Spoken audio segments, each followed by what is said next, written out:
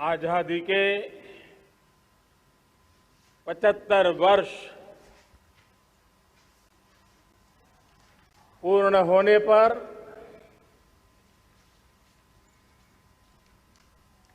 देशवासियों को अनेक अनेक शुभकामनाएं। बहुत बहुत बधाई। न सिर्फ हिंदुस्तान का हर कोना, लेकिन दुनिया के हर कोने में आज किसी न किसी रूप में भारतीयों के द्वारा या भारत के प्रति अपार प्रेम रखने वालों के द्वारा विश्व के हर कोने में यह हमारा तिरंगा आन बान शान के साथ लहरा रहा है।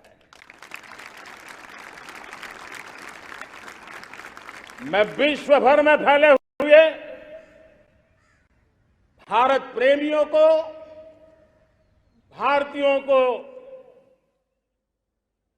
आजादी के इस अमृत महोत्सव की बहुत बहुत बधाई देता हूं।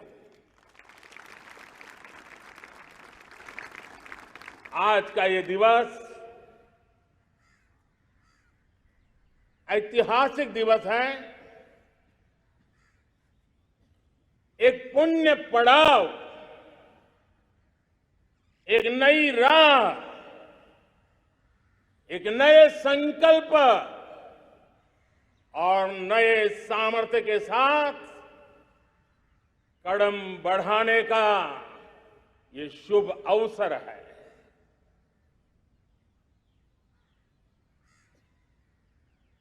आजादी के जंग में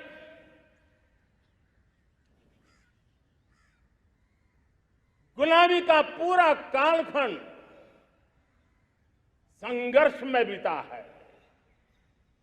हिंदुस्तान का कोई कोना ऐसा नहीं था, कोई काल ऐसा नहीं था जब देशवासियों ने सैकड़ों सालों तक गुलामी के खिलाफ जंग न किया हो, जीवन न खपाया हो, यातनाएं न झेली हो, आहुति न दी हो। आज हम सब देशवासियों के लिए ऐसे हर महापुरुष को, हर त्यागी को, हर बलिदानी को नमन करने का अवसर है, उनका ऋण स्वीकार करने का अवसर है और उनका स्मरण करते हुए उनके सपनों को जल्द से जल्द पूरा करने का संकल्प लेने का भी अवसर है।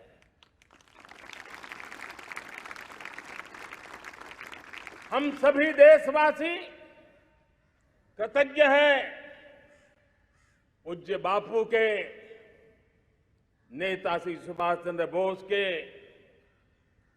बाबा साहब आंबेडकर के, वीर सावरकर के, जिन्होंने कर्तव्य पथ पर जीवन को खपा दिया। कर्तव्य पथ ही उनका जीवन पथ रहा। यह देश कृतज्ञ है मंगल पांडे, तात्या टोपे, भगत सिंह, सुखदेव, राजगुरु, चंद्रशेखर आजाद, अशफाक उल्लाह खान, राम प्रसाद बिस्मिल, अनगिनत ऐसे हमारे क्रांतिवीरों ने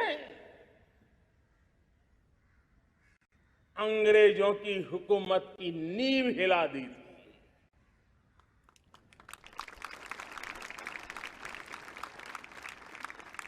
यह राष्ट्र कृतज्ञ है उन वीरांगनाओं के लिए, रानी लक्ष्मीबाई हो, झलकारी बाई, दुर्गा भाभी, रानी गाइदिन्ल्यो, रानी चेन्नम्मा, बेगम हजरत महल, वेलु नाचियार। भारत की नारी शक्ति क्या होती है, भारत की नारी शक्ति का संकल्प क्या होता है, भारत की नारी त्याग और बलिदान की क्या पराकाष्ठा कर सकती है, वैसी अनगिनत वीरांगनाओं का स्मरण करते हुए हर हिंदुस्तानी गर्व से भर जाता है।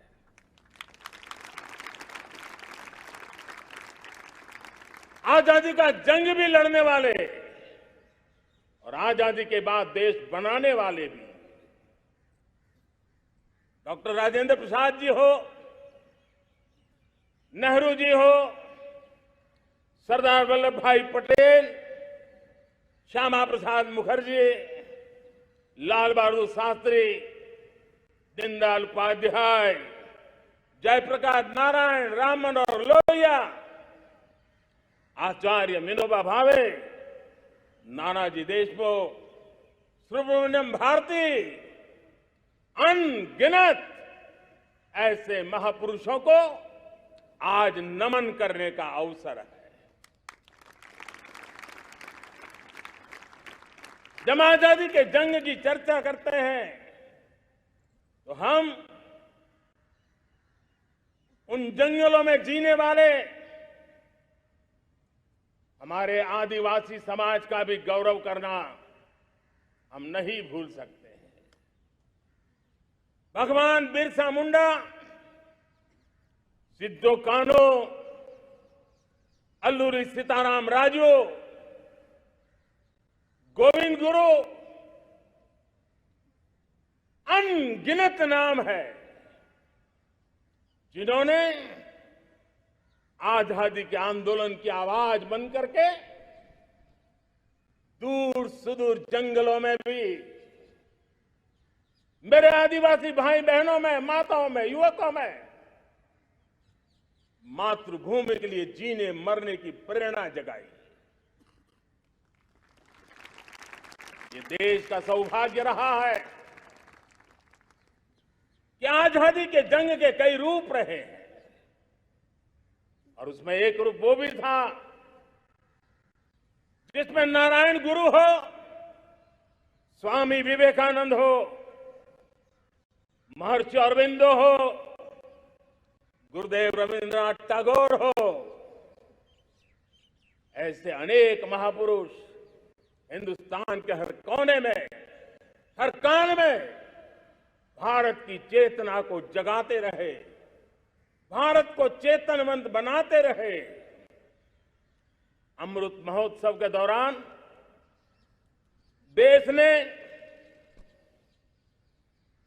पूरे एक साल से हम देख रहे हैं, 2021 में दांडी यात्रा से प्रारंभ हुआ, स्मृति दिवस को संवारते हुए हिंदुस्तान के हर जिले में, हर कोने में देशवासियों ने आजादी के अमृत महोत्सव के लक्षावधि कार्यक्रम किए हैं।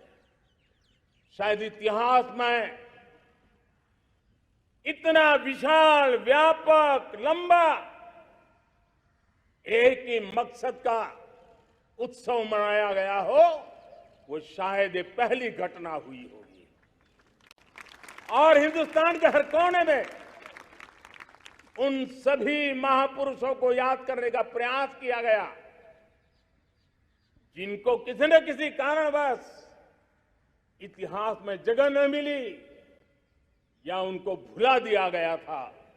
आज देश ने खोज खोज करके हर कोने में ऐसे वीरों को, महापुरुषों को, त्यागियों को, बलिदानियों को, सत्याग्रहियों को याद किया, नमन किया। अमृत महोत्सव के दरमियान इन सभी महापुरुषों को नमन करने का अवसर रहा। कल 14 अगस्त को भारत ने विभाजन विभीषिका स्मृति दिवस भी बड़े भारी मन से हृदय के गहरे गांवों को याद करते हुए उन कोटि कोटि जनों ने बहुत कुछ सहन किया था, तिरंगे की शान के लिए सहन किया था, मातृभूमि की मिट्टी से मोहब्बत के कारण सहन किया था और धैर्य नहीं खोया था। भारत के प्रति प्रेम ने नई जिंदगी की शुरुआत करने का उनका संकल्प नमन करने योग्य है, प्रेरणा पाने योग्य है। आज जब हम आजादी का अमृत महोत्सव मना रहे हैं तो पिछले 75 साल में देश के लिए जीने मरने वाले, देश की सुरक्षा करने वाले, देश के संकल्पों को पूरा करने वाले, चाहे सेना के जवान हो, पुलिस के कर्मी हो, शासन में बैठे हुए ब्यूरोक्रेट्स हो, जनप्रतिनिधि हो, स्थानीय स्वराज की संस्थाओं के शासक प्रशासक रहे हो, राज्यों के शासक प्रशासक रहे हो, केंद्र के शासक प्रशासक रहे हो, 75 साल में इन सबके योगदान को भी आज स्मरण करने का अवसर है और देश के कोटि कोटि नागरिकों को भी जिन्होंने 75 साल अनेक प्रकार की कठिनाइयों के बीच भी देश को आगे बढ़ाने के लिए अपने से जो हो सका वो करने का प्रयास किया है। मेरे प्यारे देशवासियों, 75 साल की हमारी ये यात्रा अनेक उतार चढ़ाव से भरी हुई है। सुख दुख की छाया मंडराती रही है और इसके बीच भी हमारे देशवासियों ने उपलब्धियां की है, पुरुषार्थ किया है, हार नहीं मानी है, संकल्पों को ओझल नहीं होने दिया है। और इसलिए और ये भी सच्चाई है कि सैकड़ों सालों के गुलामी के कालखंड ने भारत के मन को, भारत के मानवीय की भावनाओं को गहरे घाव किए थे, गहरी चोटें पहुंचाई थी, लेकिन उसके भीतर एक जिद भी थी, एक जिजीविषा भी थी, एक जुनून भी था, एक जोम भी था। और उसके कारण अभावों के बीच में भी, उपहास के बीच में भी, और जब आजादी का जंग अंतिम चरण में था तो देश को डराने के लिए, निराश करने के लिए, हताश करने के लिए सारे उपाय किए गए थे। अगर आजादी आई, अंग्रेज चले जाएंगे तो देश टूट जाएगा, बिखर जाएंगे, लोग अंदर अंदर लड़ करके मर जाएंगे, कुछ नहीं बचेगा, अंधकार युग में भारत चला जाएगा। न जाने क्या क्या आशंकाएं व्यक्त की गई थी, लेकिन उनको पता नहीं था ये हिंदुस्तान की मिट्टी है। इस मिट्टी में वो सामर्थ्य है जो शासकों से भी परे सामर्थ्य का एक अंतर प्रभार लेकर के जीता रहा है, सदियों तक जीता रहा है। और उसी का परिणाम है हमने क्या कुछ नहीं झेला। कभी अन्न का संकट झेला, कभी युद्ध के शिकार हो गए, आतंकवाद ने डगर डगर चुनौतियां पैदा की, निर्दोष नागरिकों को मौत के घाट उतार दिया गया, छद्म युद्ध चलते रहे, प्राकृतिक आपदाएं आती रही, सफलता विफलता, आशा निराशा, न जाने कितने पड़ाव आए हैं, लेकिन इन पड़ाव के बीच भी भारत आगे बढ़ता रहा। भारत की विविधता जो औरों को भारत के लिए बोझ लगती थी, वो भारत की विविधता ही भारत की एक अनमोल शक्ति है, शक्ति का एक अटूट प्रवाह है। और दुनिया को पता नहीं था कि भारत के पास एक इनहेरेंट सामर्थ्य है, एक संस्कार सरिता है, एक मन मस्तिष्क का विचारों का बंधन है, और वो है भारत लोकतंत्र की जननी है, मदर ऑफ डेमोक्रेसी है। और जिनके जहन में लोकतंत्र होता है, वे जब संकल्प करके चल पड़ते हैं, वो सामर्थ्य दुनिया की बड़ी बड़ी सल्तनतों के लिए भी संकट का काल लेकर के आती है। ये मदर ऑफ डेमोक्रेसी, ये लोकतंत्र की जननी हमारे भारत ने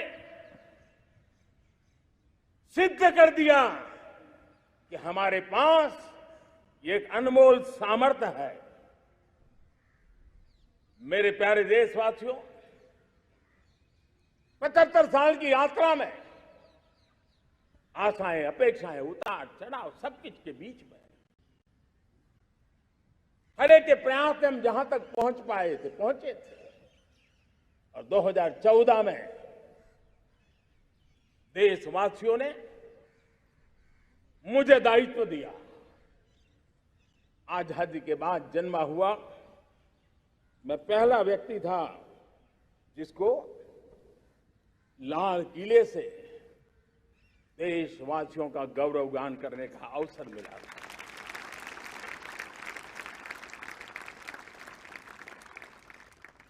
लेकिन मेरे दिल में जो भी आप लोगों से सीखा हूं, जितना आप लोगों को जान पाया हूं मेरे देशवासियों, आपके सुख दुख को समझ पाया हूं,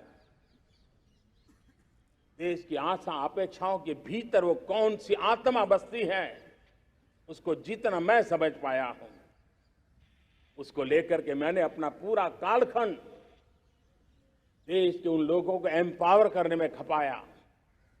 मेरे दलित हो, शोषित हो, पीड़ित हो, वंचित हो, आदिवासी हो, महिला हो, युवा हो, किसान हो, दिव्यांग हो, पूरब हो, पश्चिम हो, उत्तर हो, दक्षिण हो, समुद्र का तट हो, हिमालय की कंदराएं हो, हर कोने में महात्मा गांधी का जो सपना था आखिरी इंसान की चिंता करने का, महात्मा गांधी जी जो आकांक्षा थी अंतिम छोर पर बैठे हुए व्यक्ति को समर्थ बनाने की, मैंने अपने आप को उसके लिए समर्पित किया। और उन 8 साल का नतीजा और आजादी के इतने दशकों का अनुभव आज 75 साल के बाद जब अमृत काल की ओर कदम रख रहे हैं, अमृत काल की ये पहली प्रभात है, तब मैं एक ऐसे सामर्थ्य को देख रहा हूं और जिससे मैं गौरव से भर जाता हूं। देशवासियों, मैं आज देश का सबसे बड़ा सौभाग्य ये देख रहा हूं कि भारत का जनमन आकांक्षी जनमन है। एस्पिरेशनल सोसाइटी किसी भी देश की बहुत बड़ी अमानत होती है और हमें गर्व है कि आज हिंदुस्तान के हर कोने में, हर समाज के हर वर्ग में, हर तबके में आकांक्षाएं उफान पर है। देश का हर नागरिक चीजें बदलना चाहता है, बदलते देखना चाहता है, लेकिन इंतजार करने को तैयार नहीं है, अपनी आंखों के सामने देखना चाहता है, कर्तव्य से जुड़ करके करना चाहता है, वो गति चाहता है, वो प्रगति चाहता है। 75 साल में संजोए हुए सारे सपने अपने ही आंखों के सामने पूरा करने के लिए वो लालायित है, उत्साहित है, उतावला भी है। कुछ लोगों को इसके कारण संकट हो सकता है, क्योंकि जब एस्पिरेशनल सोसाइटी होती है तब सरकारों को भी तलवार की धार पे चलना पड़ता है, सरकारों को भी समय के साथ दौड़ना पड़ता है।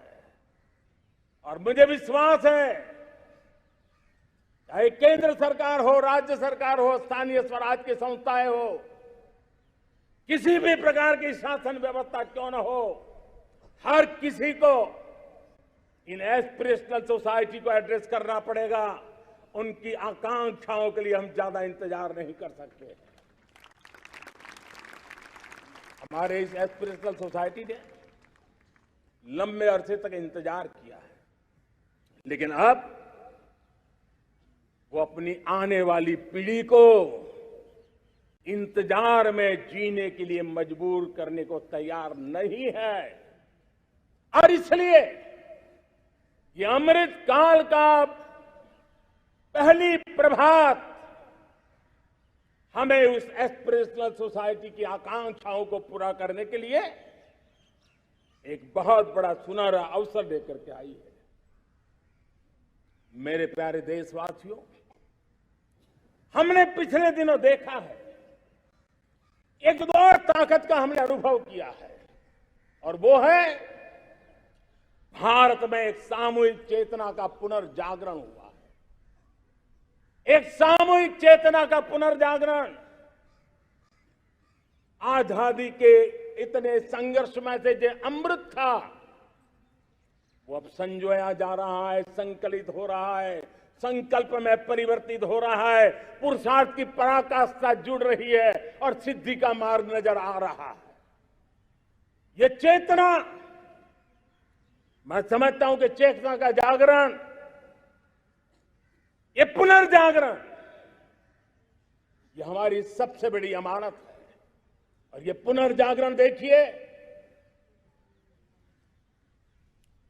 10 अगस्त तक लोगों को पता तक नहीं होगा शायद कि देश के भीतर कौन सी ताकत है, लेकिन पिछले 3 दिन से जिस प्रकार से तिरंगे झंडे को लेकर के, तिरंगा की यात्रा लेकर के देश चल पड़ा है,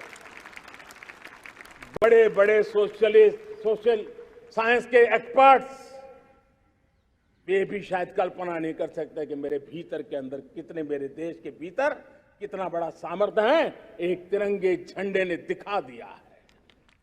यह पुनर्चेतना, पुनर्जागरण का पल है।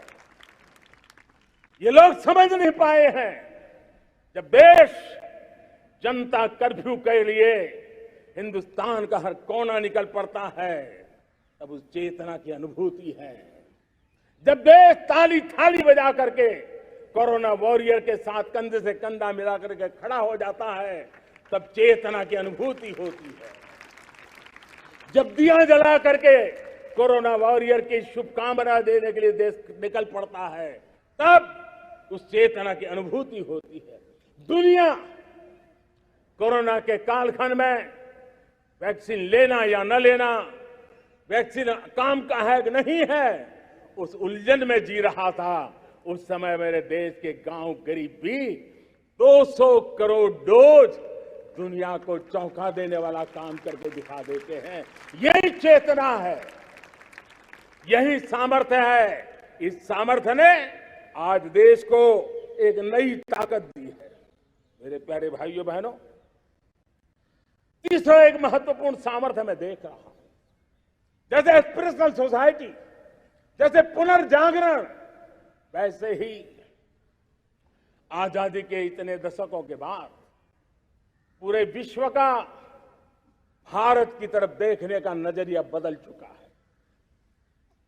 विश्व भारत की तरफ गर्व से देख रहा है, अपेक्षा से देख रहा है। समस्याओं का समाधान भारत की धरती पर दुनिया खोजने लगी है। दोस्तों, विश्व का ये बदलाव, विश्व की सोच में ये परिवर्तन 75 साल की हमारी अनुभव यात्रा का परिणाम है। हम जिस प्रकार से संकल्पों लेकर चल पड़े हैं, दुनिया इसे देख रही है और आखिरकार विश्व भी उम्मीदें लेकर के जी रहा है। उम्मीदें पूरे करने का सामर्थ्य कहां पड़ा है, वो उसे दिखने लगा है। मैं इसे त्रिशक्ति के रूप में देखता हूं, 3 सामर्थ्य के रूप में देखता हूं। और ये त्रिशक्ति है एस्पिरेशन की, पुनर्जागरण की और विश्व की उम्मीदों की। और इसे पूरा करने के लिए हम जानते हैं दोस्तों, आज दुनिया में एक विश्वास जगने में मेरे देशवासियों की बहुत बड़ी भूमिका है। 130 करोड़ देशवासियों ने कई दशकों के अनुभव के बाद स्थिर सरकार का महत्व क्या होता है, राजनीतिक स्थिरता का महत्व क्या होता है, पॉलिटिकल स्टेबिलिटी दुनिया में किस प्रकार की ताकत दिखा सकती है, नीतियों में कैसा सामर्थ्य होता है, उन नीतियों पर विश्व का कैसे भरोसा बनता है, ये भारत ने दिखाया है और दुनिया भी इसे समझ रही है। और हम जब राजनीतिक स्थिरता हो, नीतियों में गतिशीलता हो, निर्णयों में तेजी हो, सर्वव्यापकता हो, सर्वसमावेशकता हो, तो विकास के लिए हर कोई भागीदार बनता है। हमने सबका साथ सबका विकास का मंत्र लेकर के हम चले थे, लेकिन देखते ही देखते देशवासियों ने सबका विश्वास और सबका प्रयास से उसमें और रंग भर दिए हैं। और इसलिए हमने देखा है हमारी सामूहिक शक्ति को, हमारे सामूहिक सामर्थ्य को हमने देखा है। आजादी का अमृत महोत्सव जिस प्रकार से बनाया गया, जिस प्रकार से हर जिले में 75 अमृत सरोवर बनाने का अभियान चल रहा है, गांव गांव के लोग जुड़ रहे हैं, कार सेवा कर रहे हैं, अपने प्रयत्नों से अपने गांव में जल संरक्षण के लिए बड़ा अभियान चला रहे हैं। और इसलिए भाइयों बहनों, चाहे स्वच्छता का अभियान हो, चाहे गरीबों के कल्याण का काम हो, देश आज पूरी शक्ति से आगे बढ़ रहा है। लेकिन भाइयों बहनों, हम लोग आजादी के अमृत काल में हमारी 75 साल की यात्रा को, उसका गौरवगान करते रहेंगे, अपनी ही पीठ थपथपाते रहेंगे, तो हमारे सपने कहीं दूर चले जाएंगे। और इसलिए 75 साल का कालखंड कितना ही शानदार रहा हो, कितने ही संकटों वाला रहा हो, कितने ही चुनौतियों वाला रहा हो, कितने ही सपने अधूरे दिखते हो, उसके बावजूद भी आज जब हम अमृत काल में प्रवेश कर रहे हैं, अगले 25 वर्ष हमारे देश के लिए अत्यंत महत्वपूर्ण है। और इसलिए जब मैं आज मेरे सामने लाल किले पर से 130 करोड़ देशवासियों के सामर्थ्य का स्मरण करता हूं, उनके सपनों को देखता हूं, उनके संकल्पों की अनुभूति करता हूं, तो साथियों मुझे लगता है आने वाले 25 साल के लिए हमें उस 5 पंच प्राण पर अपनी शक्ति को केंद्रित करनी होगी, अपने संकल्पों को केंद्रित करना होगा, अपने सामर्थ्य को केंद्रित करना होगा। और हमें उन पंच प्राण को लेकर के 2047 जब आजादी के 100 साल होंगे, आजादी के दीवानों के सारे सपने पूरे करने का जिम्मा उठा करके चलना होगा। जब मैं पंच प्राण की बात करता हूं, तो पहला प्राण अब देश बड़े संकल्प लेकर के ही चलेगा। बहुत बड़े संकल्प लेकर के चलना होगा और वो बड़ा संकल्प है विकसित भारत। अब उससे कुछ कम नहीं होना चाहिए। बड़ा संकल्प। दूसरा प्राण है किसी भी कोने में हमारे मन के भीतर, हमारे आदतों के भीतर गुलामी का एक भी अंश अगर भी अभी भी है तो उसको किसी भी हालत में बचने नहीं देना। अब 100%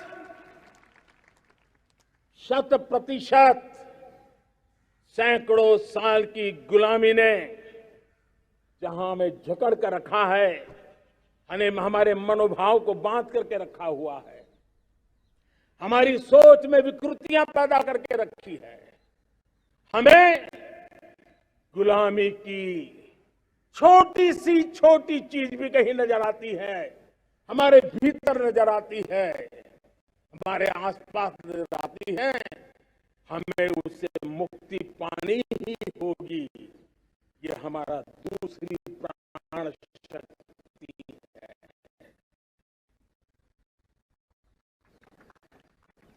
तीसरी प्राण शक्ति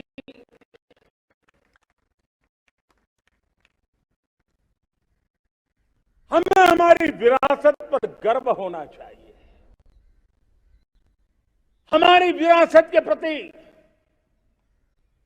क्योंकि यही विरासत है जिसने कभी भारत को स्वर्णिम काल दिया था, और यही विरासत है जो समय को अनुकूल परिवर्तन करने की आदत रखती है। यही विरासत है जो काल बाह्य छोड़ती रही है, नित्य नूतन स्वीकारती रही है। और इसलिए इस विरासत के प्रति हमें गर्व होना चाहिए। चौथा प्राण वो भी उतना ही महत्वपूर्ण है और वो है एकता और एकजुटता। 130 करोड़ देशवासियों में एकता, न कोई अपना न कोई पराया। एकता की ताकत एक भारत श्रेष्ठ भारत के सपनों के लिए हमारा चौथा प्राण है। और पांचवा प्राण है नागरिकों का कर्तव्य। नागरिकों का कर्तव्य जिसमें प्रधानमंत्री भी बाहर नहीं होता है, मुख्यमंत्री भी बाहर नहीं होता है, वो भी नागरिक है। नागरिकों का कर्तव्य यह हमारे आने वाली 25 साल के सपनों को पूरा करने के लिए एक बहुत बड़ी प्राण शक्ति है। मेरे प्यारे देशवासियों, जब सपने बड़े होते हैं,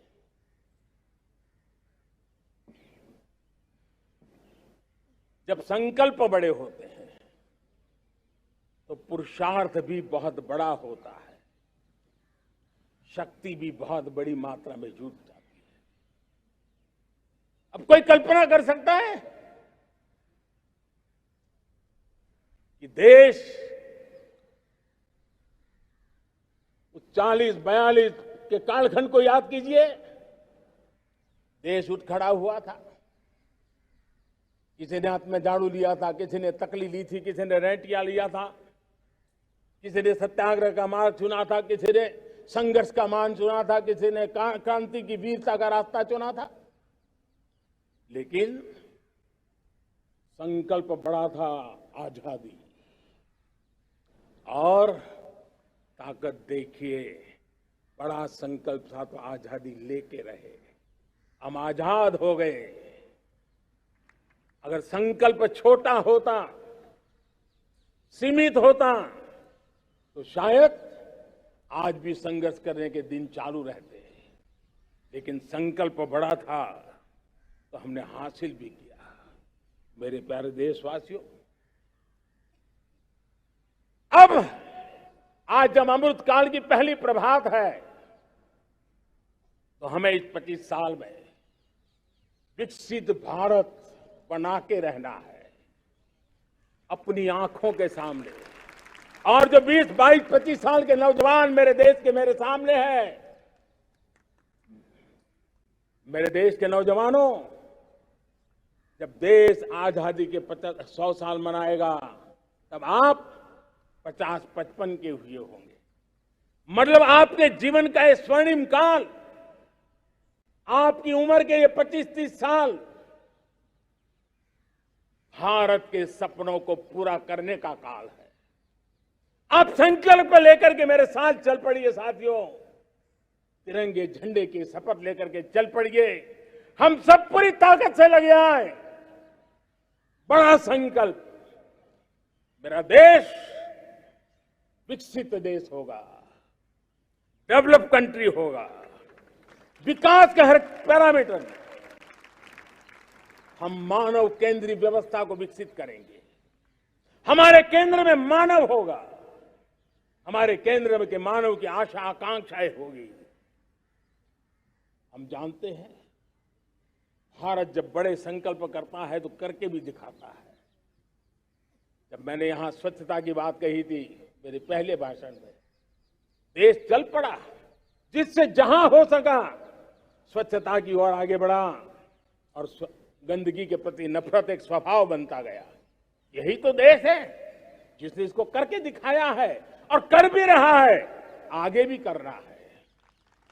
यही तो देश है जिसने वैक्सीनेशन, दुनिया दुविधा में थी, 200 करोड़ का लक्ष्य पार कर लिया, समय सीमा में कर लिया, पुराने सारे रिकॉर्ड तोड़ के कर लिया।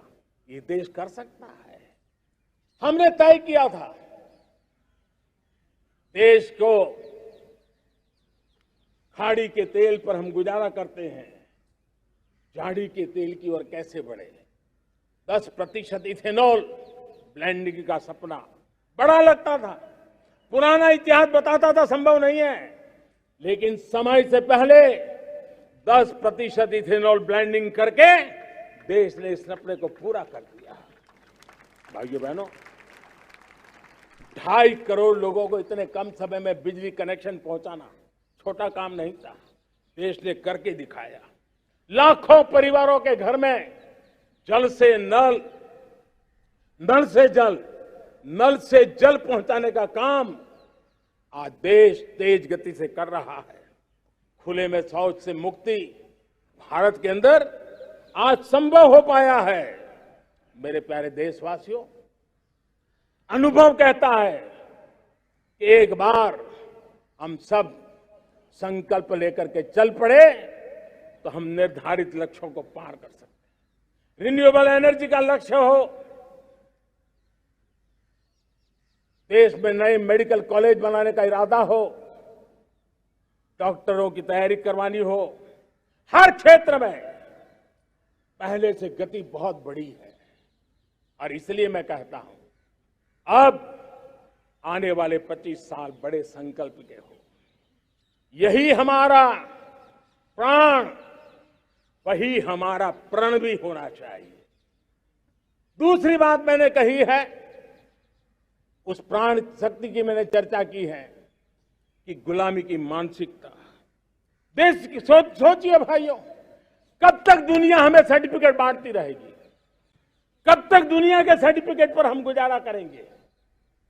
क्या हम अपने मानक नहीं बनाएंगे? क्या 130 करोड़ का देश अपने मानकों को पार करने के लिए पुरुषार्थ नहीं कर सकता है?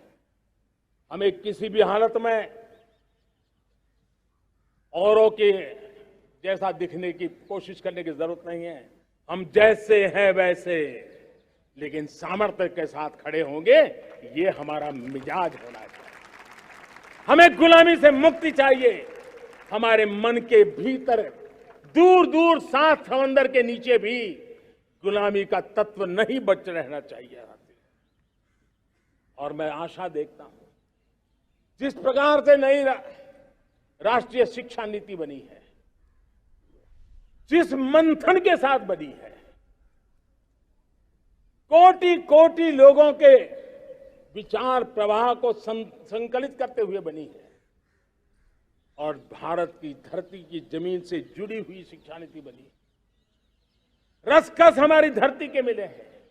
हमने जो कौशल्य पर बल दिया है, ये एक ऐसा सामर्थ्य है जो हमें गुलामी से मुक्ति की ताकत देगा। हमने देखा है कभी कभी तो हमारी टैलेंट भाषा के बंधनों में बन जाती है। ये गुलामी की मानसिकता का परिणाम है। हमें हमारे देश की हर भाषा पे गर्व होना चाहिए। वो हमें भाषा आती हो या ना आती हो, लेकिन मेरे देश की भाषा है, मेरे पूर्वजों ने दुनिया को दी हुई ये भेंट सौगात है, हमें गर्व होना चाहिए। मेरे साथियों, आज डिजिटल इंडिया का रूप हम देख रहे हैं, स्टार्टअप देख रहे हैं। कौन लोग हैं? ये वो टैलेंट है जो टियर 2, टियर 3 सिटी में किसी गांव गरीब के परिवार में बसे हुए लोग हैं।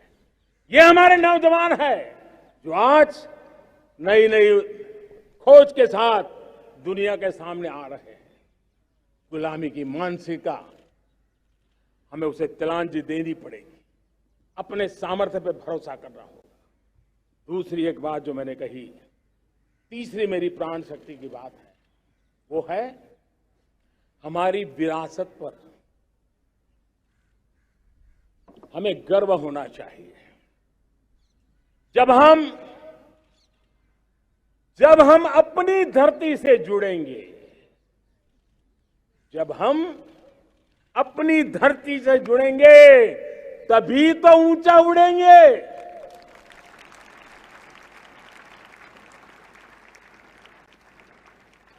और जब हम ऊंचा उड़ेंगे तो हम विश्व को भी समाधान दे पाएंगे।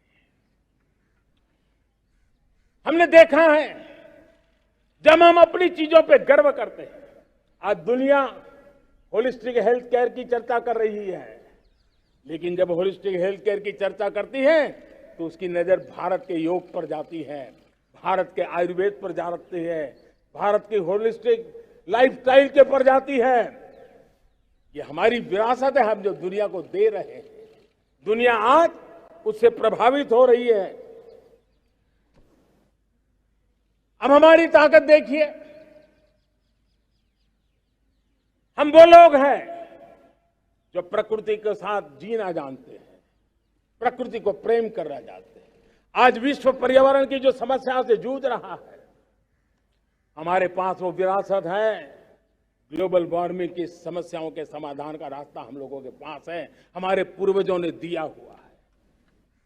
जब हम लाइफस्टाइल की बात करते हैं, एनवायरमेंट फ्रेंडली लाइफस्टाइल की बात करते हैं, हम लाइफ मिशन की बात करते हैं, तो दुनिया का ध्यान आकर्षित करते हैं। हमारे पास ये सामर्थ्य है। हमारा बड़ा धान, मोटा धान, मिलेट, हमारे यहां तो घर घर की चीज रही है। ये हमारी विरासत है। हमारे छोटे किसानों के परिश्रम से छोटी छोटी जमीन के टुकड़ों में फलने फूलने वाली हमारे धान। आज दुनिया अंतर्राष्ट्रीय स्तर पर मिलेट ईयर मनाने के लिए आगे बढ़ रही है। मतलब हमारी विरासत को आज दुनिया, हम उस पर गर्व करना सीखे। हमारे पास दुनिया को बहुत कुछ देना है। हमारे फैमिली वैल्यूज, विश्व के सामाजिक तनाव की जब चर्चा हो रही है, व्यक्तिगत तनाव की चर्चा होती है तो लोगों को योग दिखता है, सामूहिक तनाव की बात होती है तब भारत की पारिवारिक व्यवस्था दिखती है। संयुक्त परिवार की एक पूंजी सदियों से हमारी माताओं बहनों के त्याग बलिदान के कारण परिवार नाम की जो व्यवस्था विकसित हुई, ये हमारी विरासत है। इस विरासत पर हम गर्व कैसे करें? हम तो वो लोग हैं जो जीव में भी शिव देखते हैं। हम वो लोग हैं जो नर में नारायण देखते हैं। हम वो लोग हैं जो नारी तो नारायणी कहते हैं। हम वो लोग हैं जो पौधे में परमात्मा देखते हैं। हम वो लोग हैं जो नदी को मां मानते हैं। हम वो लोग हैं जो हर कंकर में शंकर देखते हैं। यह हमारा सामर्थ्य है। हर नदी में मां का रूप देखते हैं। पर्यावरण की इतनी व्यापकता, विशालता, ये हमारा गौरव। हम विश्व के सामने जब खुद गर्व करेंगे तो दुनिया करेगी। भाइयों बहनों, हम वो लोग हैं जिसने दुनिया को वसुधैव कुटुंबकम का मंत्र दिया। हम वो लोग हैं जो दुनिया को कहते हैं एकम सत विप्रहा बदौ वदंती। आज जो होलियर देन दाऊ का जो संकट चल रहा है, तुझसे बड़ा मैं हूं, ये जो तनाव का कारण बना हुआ है, दुनिया को एकम सत विप्रा बहुधा वदंती का ज्ञान देने वाली विरासत हमारे पास है। जो कहते हैं सत्य एक है, जानकार लोग उसको अलग अलग तरीके से कहते हैं। ये गौरव हमारा है। हम लोग हैं जो कहते हैं यत पिंडे तद ब्रह्मांडे। कितनी बड़ी सोच है। जो ब्रह्मांड में है वो हर जीव मात्र में है। यत पिंडे तद ब्रह्मांडे, ये कहने वाले हम लोग हैं। हम वो लोग हैं जिसने दुनिया का कल्याण देखा है। हम जन कल्याण से जग कल्याण के राही रहे हैं। जन कल्याण से जग कल्याण की राह पर चलने वाले हम लोग जब दुनिया की कामना करते हैं तब कहते हैं सर्वे अपनी सुखिनः सन्तु सर्वे सन्तु निरामया। सबके सुख की बात, सबके आरोग्य की बात करना, ये हमारी विरासत है। और इसलिए हम बड़ी शान के साथ हमारी इस विरासत का गर्व करना सीखें। ये प्राण शक्ति है हमारी, जो हमें 25 साल के सपनों पूरा करने के लिए जरूरी है। उसी प्रकार से मेरे प्यारे देशवासियों, एक और महत्वपूर्ण विषय है एकता, एकजुटता। इतने बड़े देश को, उसकी विविधता को हमें सेलिब्रेट करना है। इतने पंथ परंपराएं, ये हमारे आन बान शान है। कोई नीचा नहीं, कोई ऊंचा नहीं है, सब बराबर है। कोई मेरा नहीं, कोई पराया नहीं, सब अपने हैं। ये भाव एकता के लिए बहुत जरूरी है। घर में भी एकता की नींव तभी रखी जाती है जब बेटे बेटी एक समान हो। अगर बेटे बेटी एक समान नहीं होंगे तो एकता के मंत्र नहीं गूंज सकते हैं। जेंडर इक्वलिटी हमारी एकता के लिए पहली शर्त। जब हम एकता की बात करते हैं, अगर हमारे एक ही पैरामीटर हो, एक ही मानदंड हो, जिस मानदंड को हम कहें इंडिया फर्स्ट, मैं जो कुछ भी कर रहा हूं, जो भी सोच रहा हूं, जो बोल रहा हूं, इंडिया फर्स्ट के अनुकूल है, एकता का रास्ता खुल जाएगा। दोस्त, हमें एकता से बांधने का वो मंत्र है, हमें इसको पकड़ना है। मुझे पूरा विश्वास है कि हम समाज के अंदर ऊंच नीच के भेदभावों से, मेरे तेरे के भेदभावों से हम सबकी पुजारी बने। श्रमेव जयते कहते हैं हम, श्रमिक का सम्मान, ये हमारा स्वभाव होना चाहिए। लेकिन भाइयों बहनों, मैं लाल किले से मेरी एक पीड़ा और कहना चाहता हूं। ये दर्द मैं कहे बिना नहीं रह सकता। मैं जानता हूं कि शायद लाल किले का विषय नहीं हो सकता, लेकिन मेरे भीतर का दर्द मैं कहां कहूंगा। देशवासियों के सामने नहीं कहूंगा तो कहां कहूंगा। और वो है किसी न किसी कारण से हमारे अंदर एक ऐसी विकृति आई है, हमारी बोलचाल में, हमारे व्यवहार में, हमारे कुछ शब्दों में, हम नारी का अपमान करते हैं।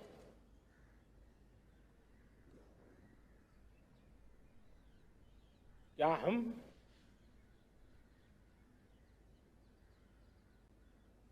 स्वभाव से, संस्कार से, रोजमर्रा की जिंदगी में नारी को अपमानित करने वाली हर बात से मुक्ति का संकल्प ले सकते हैं?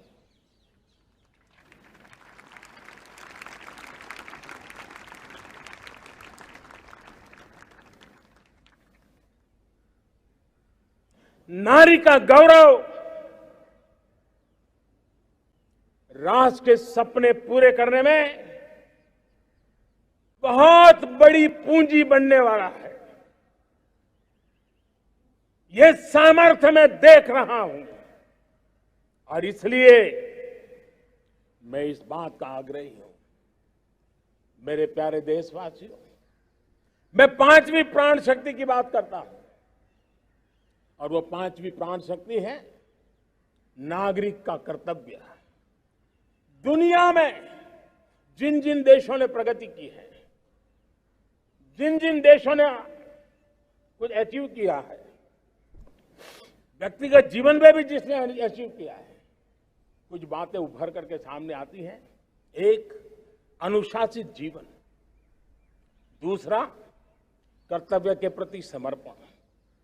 व्यक्ति की जीवन की सफलता हो, समाज की हो, परिवार की हो, राष्ट्र की हो, ये मूलभूत मार्ग है, ये मूलभूत प्राण शक्ति है।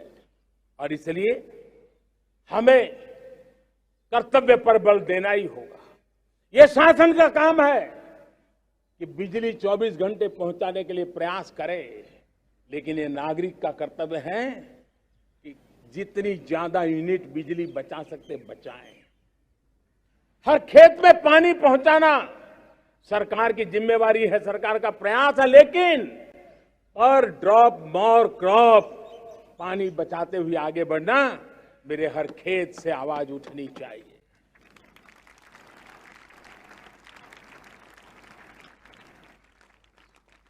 केमिकल मुक्त खेती, ऑर्गेनिक फार्मिंग, प्राकृतिक खेती, ये हमारा कर्तव्य है। साथियों, चाहे पुलिस हो या पीपल हो, शासक हो या प्रशासक हो, ये नागरिक कर्तव्य से कोई अछूता नहीं हो सकता है। हर कोई अगर नागरिक के कर्तव्यों को निभाएगा तो मुझे विश्वास है कि हम इच्छित लक्ष्य को प्राप्त करने में समय से पहले सिद्धि प्राप्त कर सकते हैं। मेरे प्यारे देशवासियों, आज महर्षि अरविंदो की जन्म जयंती भी है। मैं उस महापुरुष के चरणों में नमन करता हूं, लेकिन हमें उस महापुरुष को याद करना होगा जिन्होंने कहा था, स्वदेशी से स्वराज, स्वराज से सुराज। ये उनका मंत्र है। हम सबको सोचना होगा कि हम कब तक दुनिया के और लोगों पर निर्भर रहेंगे। क्या हमारे देश का अन्न की आवश्यकता हो, हम आउटसोर्स कर सकते हैं क्या? जब देश ने तय कर लिया कि हमारा पेट हम खुद भरेंगे, देश ने करके दिखाया कि नहीं दिखाया? एक बार संकल्प लेते हैं तो होता है दोस्त। और इसलिए आत्मनिर्भर भारत, ये हर नागरिक का, हर सरकार का, समाज के हर इकाई का ये दायित्व बन जाता है। ये आत्मनिर्भर भारत, ये सरकारी एजेंडा, सरकारी कार्यक्रम नहीं है। ये समाज का जन आंदोलन है जिसे हमें आगे बढ़ाना है। मेरे साथियों, आज जब ये बात हमने सुनी, आजादी के 75 साल के बाद जिस आवाज को सुनने के लिए हमारे कान तरस रहे थे, 75 साल के बाद वो आवाज सुनाई दी है। 75 साल के बाद लाल किले पर से तिरंगे को सलामी देने का काम पहली बार मेड इन इंडिया तोप ने किया है। कौन हिंदुस्तानी होगा जिसको ये बात, एक आवाज उसे नई प्रेरणा, ताकत नहीं देगी? और इसलिए मेरे प्यारे भाई बहनों, मैं आज मेरे देश के सेना के जवानों का हृदय से अभिनंदन करना चाहता हूं। मेरी आत्मनिर्भर की बात को संगठित स्वरूप में, साहस के स्वरूप में मेरी सेना के जवानों ने, सेना नायकों ने जिस जिम्मेवारी के साथ कंधे पे उठाया है, मैं उनको जितनी सैल्यूट करूं उतनी कम है दोस्त। उनको आज मैं सलाम करता हूं,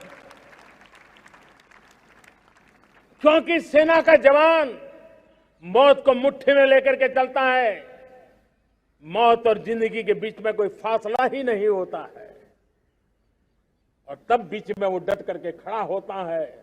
और वो मेरा सेना का जवान तय करे कि हम 300 ऐसी चीजों अब लिस्ट करते हैं जो हम विदेश से नहीं लाएंगे हमारे देश की। ये संकल्प छोटा नहीं है। मुझे इस संकल्प में भारत के आत्मनिर्भर भारत के उज्ज्वल भविष्य के वो बीज मैं देख रहा हूं जो इस सपने को वटवृक्ष में परिवर्तित करने वाले हैं। सैल्यूट, सैल्यूट मेरे सेना के अधिकारियों को, सैल्यूट।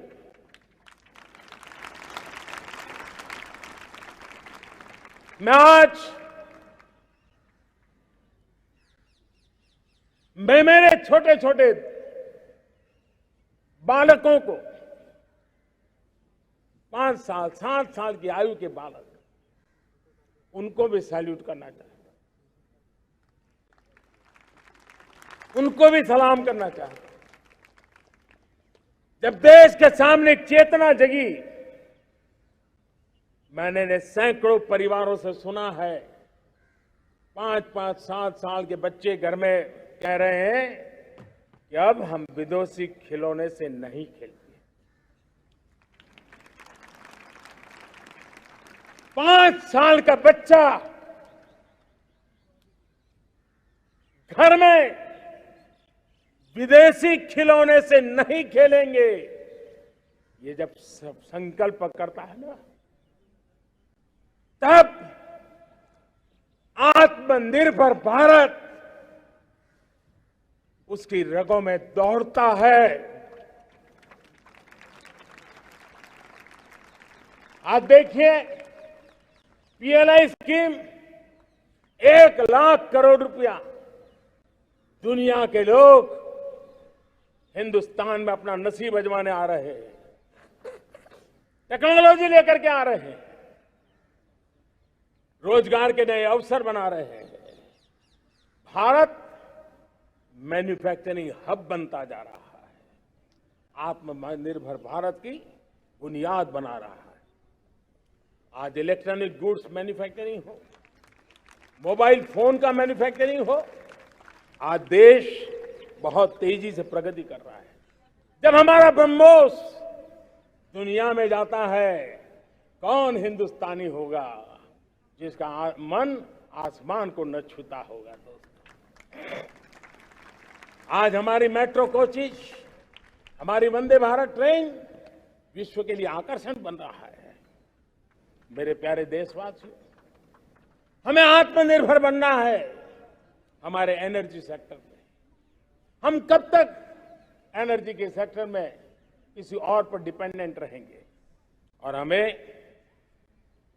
सोलार का क्षेत्र हो, विंड एनर्जी का क्षेत्र हो, रिन्यूएबल के और भी जो रास्ते हो, मिशन हाइड्रोजन हो, बायोफ्यूल की कोशिश हो, इलेक्ट्रिक व्हीकल पर जाने की बात हो, हमें आत्मनिर्भर बन करके इन व्यवस्थाओं को आगे बढ़ाना होगा।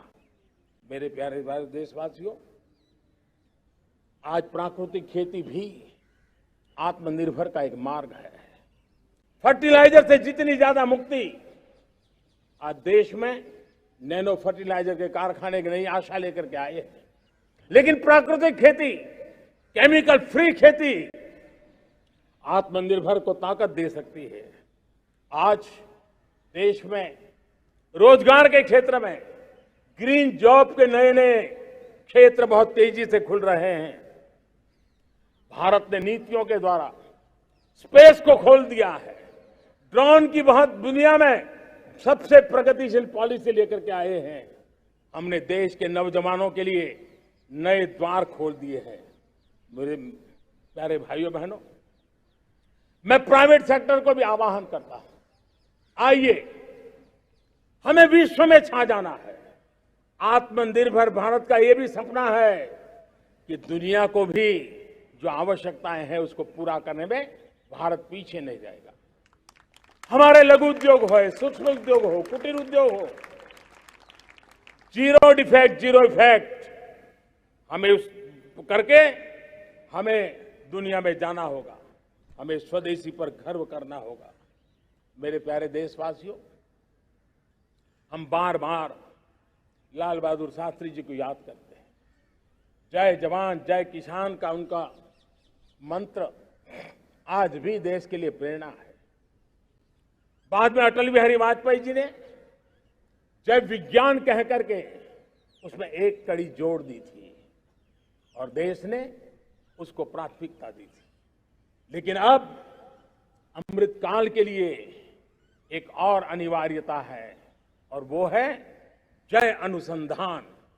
जय जवान जय किसान जय विज्ञान जय अनुसंधान, इनोवेशन। और मुझे मेरे देश की युवा पीढ़ी में भरोसा है, इनोवेशन की ताकत देखिए।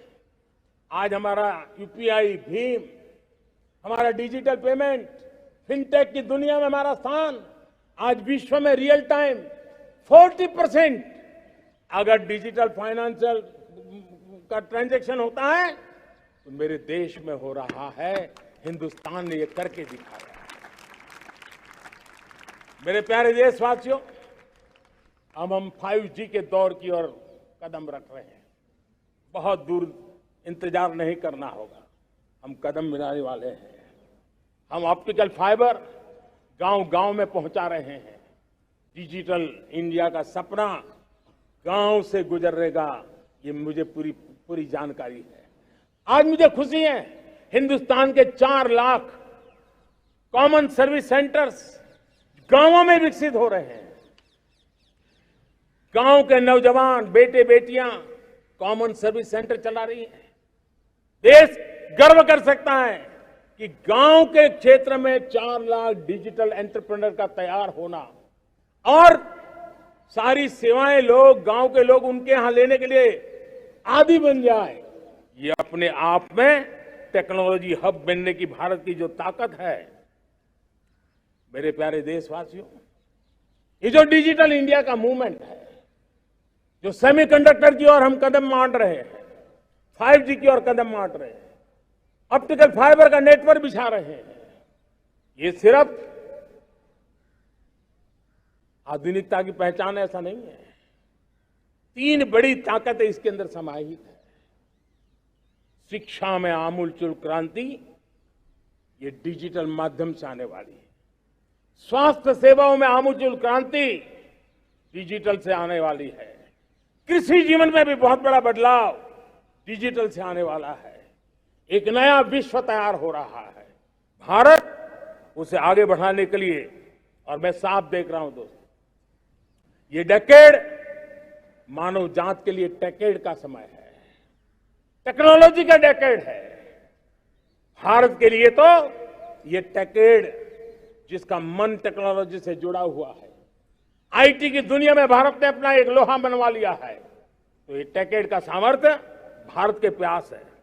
हमारा अटल इनोवेशन मिशन, हमारे इंक्यूबेशन सेंटर, हमारे स्टार्टअप एक नया पूरा क्षेत्र का विकास कर रहे हैं। युवा पीढ़ी के लिए नए अवसर लेकर के आ रहे हैं। स्पेस मिशन की बात हो, हमारा डीप ओशन मिशन की बात हो, समुद्र की गहराई में जाना हो या हमें आसमान को छूना हो, ये नए क्षेत्र हैं जिसको लेकर के हम आगे बढ़ रहे हैं। मेरे प्यारे देशवासियों, हम इस बात को न भूलें, और भारत ने सदियों से देखा हुआ है, जैसे देश में कुछ नमूना रूप कामों की जरूरत होती है, कुछ बड़ी बड़ी ऊंचाइयों की जरूरत होती है, लेकिन साथ साथ धरातल पर मजबूती बहुत आवश्यक होती है। भारत की आर्थिक विकास की संभावनाएं धरातल की मजबूती से जुड़ी हुई है, और इसलिए हमारे छोटे किसान, उनका सामर्थ्य, हमारे छोटे उद्यमी, उनका सामर्थ्य, हमारे लघु उद्योग, कुटीर उद्योग, सूक्ष्म उद्योग, रेहड़ी पटरी वाले लोग,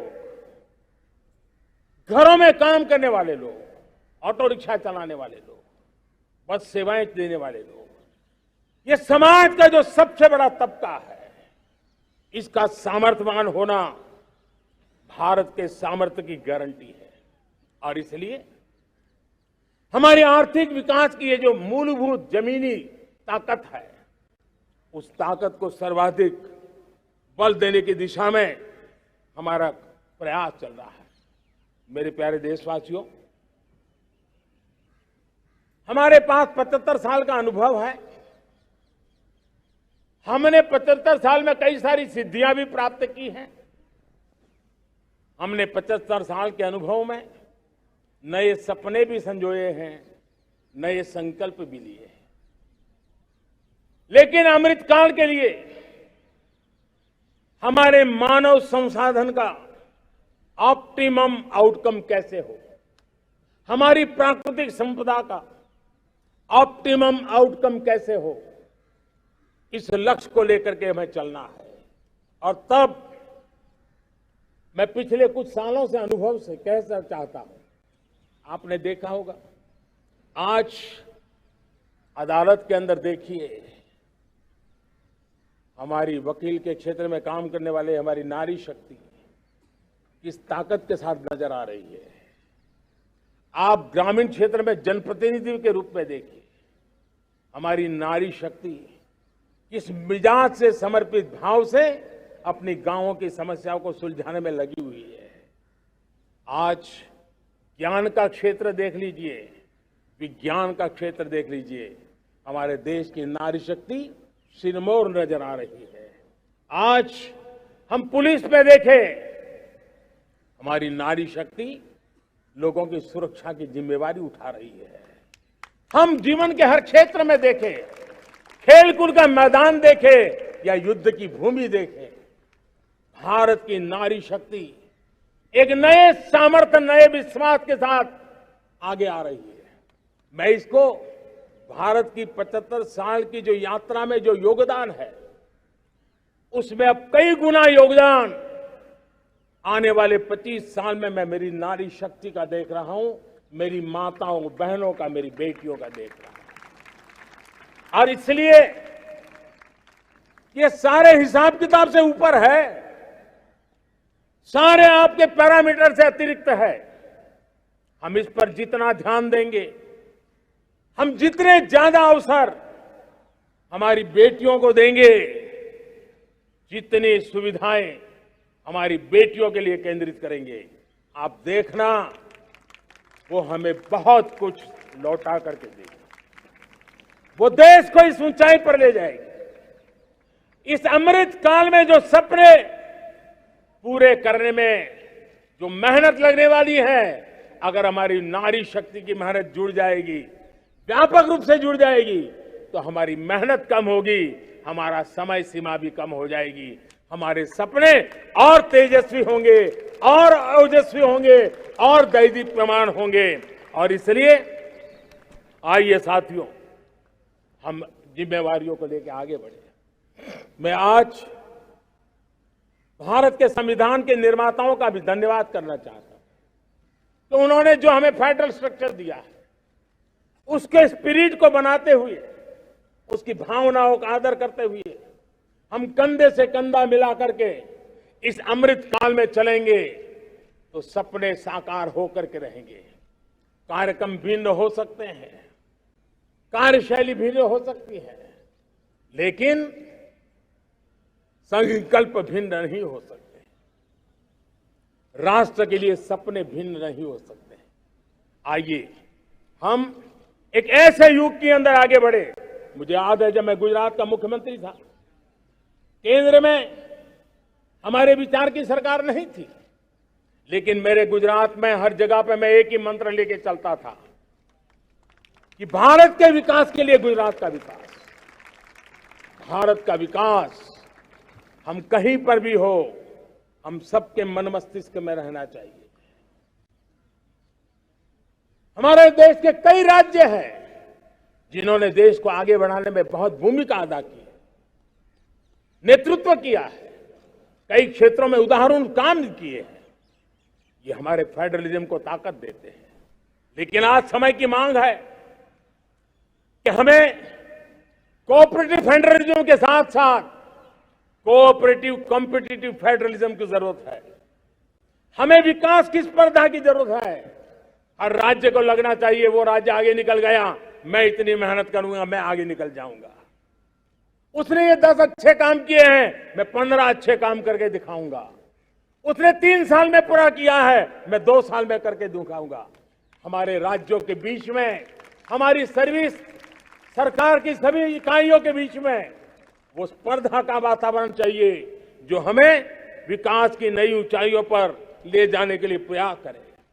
मेरे प्यारे देशवासियों, इस 25 वर्ष का अमृतकाल के लिए जब हम चर्चा करते हैं, तब मैं जानता हूं चुनौतियां अनेक है, मर्यादाएं अनेक है, मुसीबतें भी है, बहुत कुछ है। हम इसको कम नहीं आंकते हैं, रास्ते खोजते हैं, लगातार कोशिश कर रहे हैं। लेकिन 2 विषयों को तो मैं यहां आज चर्चा करना चाहता हूं। चर्चा अनेक विषयों पर हो सकती है, लेकिन मैं अभी समय की सीमा के कारण 2 विषयों पर चर्चा करता हूं। और मैं मानता हूं हमारे इन सारी चुनौतियों को कारण, विकृतियों के कारण, बीमारियों के कारण इस 25 साल का अमृतकाल,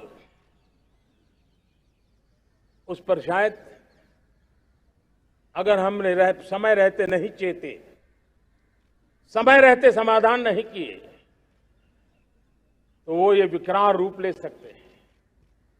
और इसलिए मैं सबकी चर्चा न करते हुए 2 पर जरूर चर्चा करना चाहता हूं। एक है भ्रष्टाचार, दूसरा है भाई भतीजावाद, परिवारवाद। भारत जैसे लोकतंत्र में जहां लोग गरीबी से जूझ रहे हैं, जब ये तरफ से देखते हैं, एक तरफ वो लोग हैं जिनके पास रहने के लिए जगह नहीं है, दूसरी तरफ वो तरफ लोग हैं जिनको अपना चोरी किया हुआ माल रखने के लिए जगह नहीं है। ये स्थिति अच्छी नहीं है। और इसलिए हमें भ्रष्टाचार के खिलाफ पूरी ताकत से लड़ना है। पिछले 8 वर्षों में डायरेक्ट बेनिफिट ट्रांसफर के द्वारा, आधार, मोबाइल, इन सारे आधुनिक व्यवस्थाओं का उपयोग करते हुए 2 लाख करोड़ रुपए जो गलत हाथों में जाते थे, उसको बचा करके देश की भलाई के लिए काम लगाने में हम सफल हुए हैं। जो लोग पिछली सरकारों में बैंकों को लूट लूट करके भाग गए, उनकी संपत्तियां जब्त कर करके वापस लाने की कोशिश कर रहे हैं। कईयों को जेलों में जीने के लिए मजबूर करके रखा हुआ है। हमारी कोशिश है जिन्होंने देश को लूटा है उनको लौटाना पड़े, वो स्थिति हम पैदा करेंगे। भाइयों बहनों, अब भ्रष्टाचार के खिलाफ मैं साफ देख रहा हूं कि हम एक निर्णायक कालखंड में कदम रख रहे हैं। बड़े बड़े चमरबंदी भी बच नहीं पाएंगे। इस मिजाज के साथ भ्रष्टाचार के खिलाफ एक निर्णायक कालखंड में अब हिंदुस्तान कदम रख रहा है। और मैं लाल किले की प्राचीर से बड़ी जिम्मेवारी के साथ कह रहा हूं। और इसलिए भाइयों बहनों, भ्रष्टाचार दीमक की तरह देश को खोखला कर रहा है। मुझे इसके खिलाफ लड़ाई लड़नी है, लड़ाई को तेज करना है, निर्णायक मोड़ पे लेकर के ही जाना है। तब मेरे 130 करोड़ देशवासी, आप मुझे आशीर्वाद दीजिए, आप मेरा साथ दीजिए। मैं आज आपसे साथ मांगने आया, आपका सहयोग मांगने आया हूं, ताकि मैं इस लड़ाई को लड़ पाऊं, इस लड़ाई को देश जीत पाए और सामान्य नागरिक की जिंदगी भ्रष्टाचार ने तबाह करके रखी हुई है, मैं मेरे इन सामान्य नागरिक की जिंदगी को फिर से शान बान शान के लिए जीने के लिए रास्ता बनाना चाहता। और इसलिए मेरे प्यारे देशवासियों, ये चिंता का विषय है कि आज देश में भ्रष्टाचार के प्रति नफरत तो दिखती है, व्यक्त भी होती है, लेकिन कभी कभी भ्रष्टाचारियों के प्रति उदारता बरती जाती है। किसी भी देश में ये शोभा नहीं देगा। और कई लोग तो इतनी बेशर्मी तक चले जाते हैं कि कोर्ट में सजा हो चुकी हो, भ्रष्टाचारी सिद्ध हो चुका हो, जेल जाना तय हो चुका हो, जेल गुजार रहे हो, उसके बावजूद भी उनका महिमा मंडन करने में लगे रहते हैं, उनकी शान शौकत में लगे रहते हैं, उनकी प्रतिष्ठा बनाने में लगे रहते हैं। अगर जब तक समाज में गंदगी के प्रति नफरत नहीं होती है, स्वच्छता की चेतना जगती नहीं है। जब तक भ्रष्टाचार और भ्रष्टाचारी के प्रति नफरत का भाव पैदा नहीं होता है, सामाजिक रूप से उसको नीचा देखने के लिए मजबूर नहीं करते, तब तक एक मानसिकता खत्म होने वाली नहीं है। और इसलिए भ्रष्टाचार के प्रति भी और भ्रष्टाचारियों के प्रति भी हमें बहुत जागरूक होने की जरूरत है। दूसरी एक चर्चा मैं करना चाहता हूं, भाई भतीजावाद। और जब मैं भाई भतीजावाद, परिवारवाद की बात करता हूं तो लोगों को लगता है मैं सिर्फ राजनीतिक क्षेत्र की बात करता हूं। जी नहीं, दुर्भाग्य से राजनीतिक क्षेत्र की उस बुराई ने हिंदुस्तान की हर संस्थाओं में परिवारवाद को पोषित कर दिया है।